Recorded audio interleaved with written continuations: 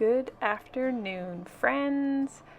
Today I got some different bread going this morning, and then I went and worked in my office for a few hours while Marius homeschooled the kids. Now I think my breads are ready to be dealt with, and I want to bake some cookies too because my boys are going skiing tomorrow and they asked if I could make a treat for them to pack with them. So I've got the butter out and softening because I don't know what cookies I'm making yet, but pretty much no matter what, you're starting with butter. I made two different breads. This one is a sourdough challah or challah bread. Neither of these are on the blog right now, but they will be soon. This challah bread especially soon. And then this one was made specifically with Marius in mind, and it's loaded with jalapenos and cheese. He hits it, he's toast. Okay, but you saw how to make that. You want to go ahead and make another one. Make 10 of them.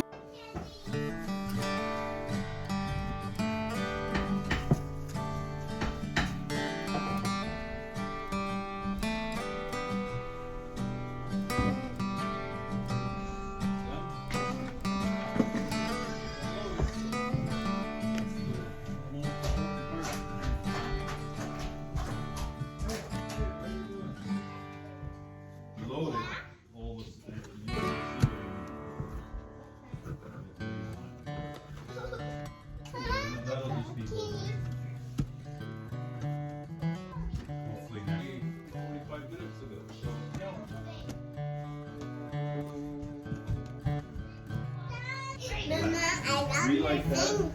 Oh, thank you, Max. Thank you, Remember Max. I moved my hand on the last couple? Oh, I'd love to put it on. Thank you. Looks like that. And I made it more gradually. You kind of This is an apron that keeps me clean. same thing though, hard on the end and then now that you're loaded. Good.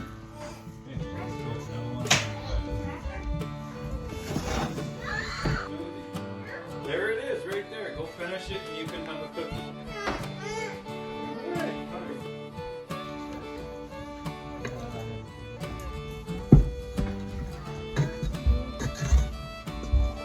You guys need to do firewood because you're not home tomorrow.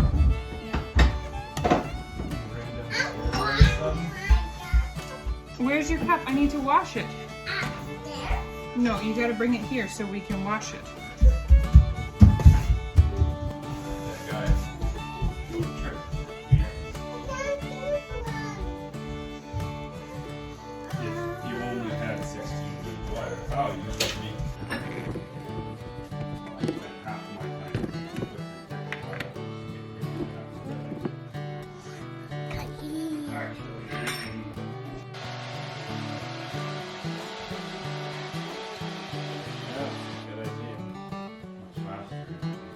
I spent like an hour and a half just twisting wire up yesterday. Oh, much better.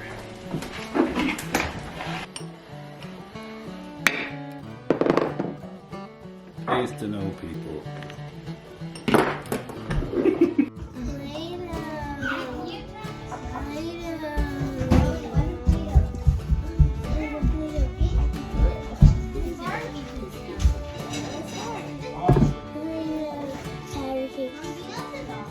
I don't know. You guys, why don't you go outside? I put this on.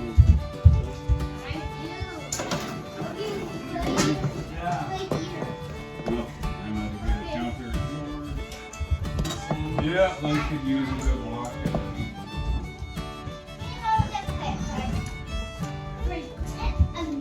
No, Freya, you can go with me.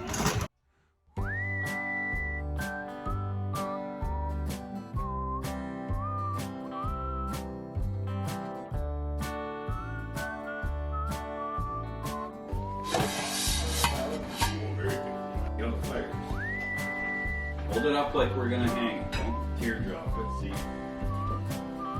that?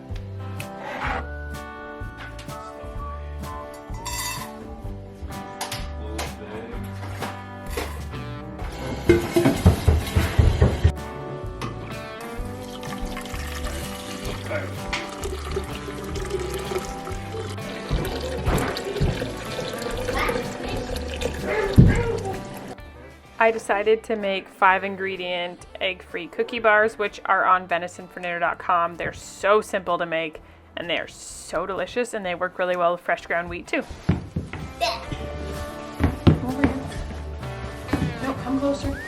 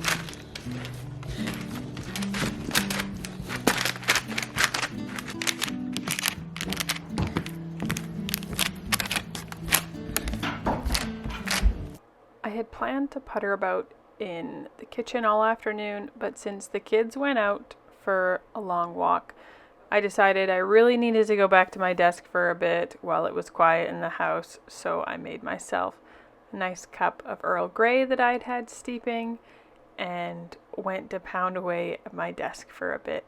And I'm glad I did. I just worked until they got back and I got a bunch of things done.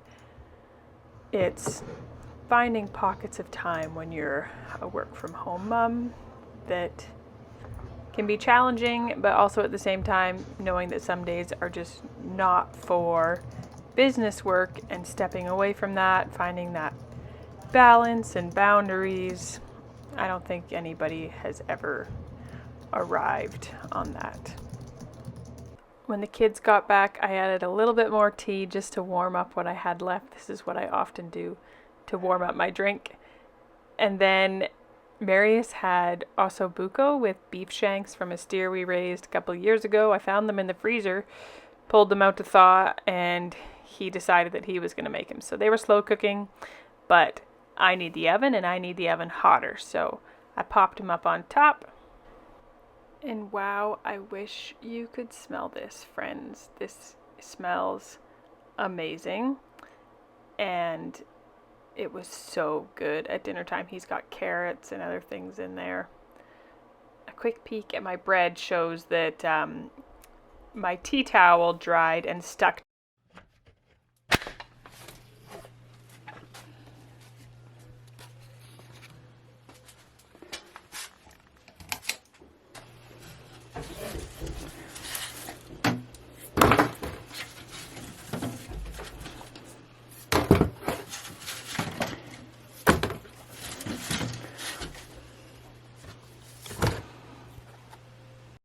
This is our glorious and unorganized root cellar where we have potatoes we grew and cheese we made and ferments we've done, and also sometimes we hide things like chips in here because the little kids can't get in here.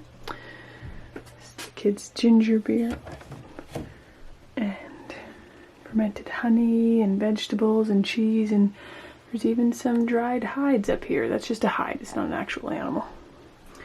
And also, it's fridge temperature, so we store things that we buy at the grocery store. There's some oranges and avocados there. Apples and garlic, all sorts of lovely treasures in here. Hamish loves to use our fermented lemon honey to make a hot lemon and honey. He's the king of warm drinks in our house, so he's making himself a little drink to go.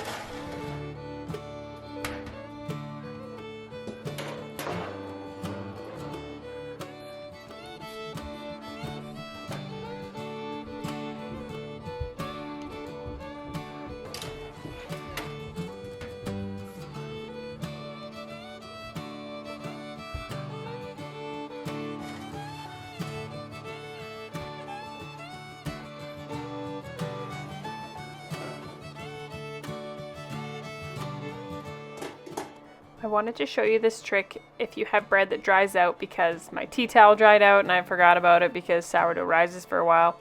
I just re-wet my tea towel and leave it on there for even just 5 minutes if you are wanting to bake it right now. This probably sat for 20 minutes and the top softened up, the dough is soft again, and it will bake a lot better when the crust isn't dried out. Grated Easter bread.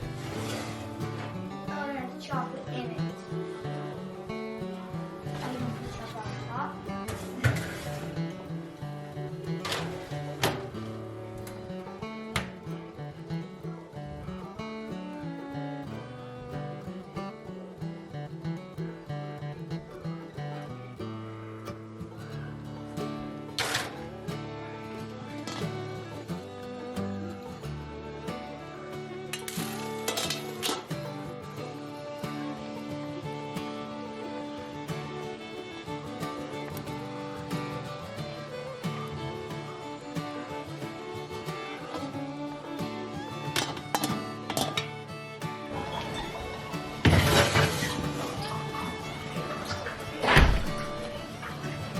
Put another one in the oven.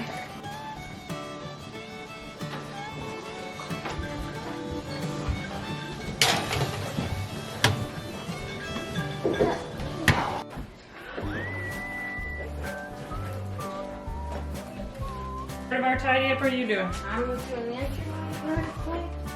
Okay, you can do more than that though.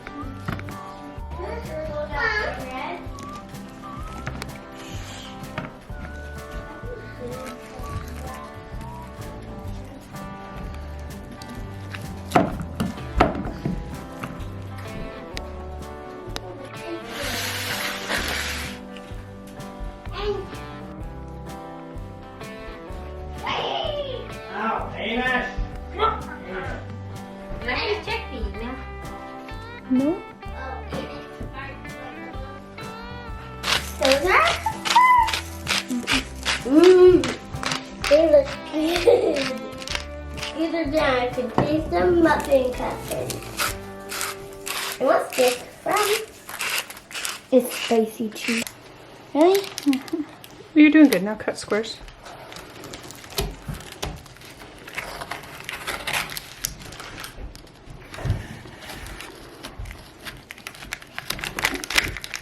Mama,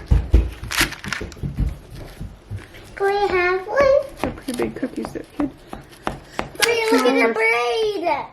That looks like a braid. Rowan, you want a piece? Mm.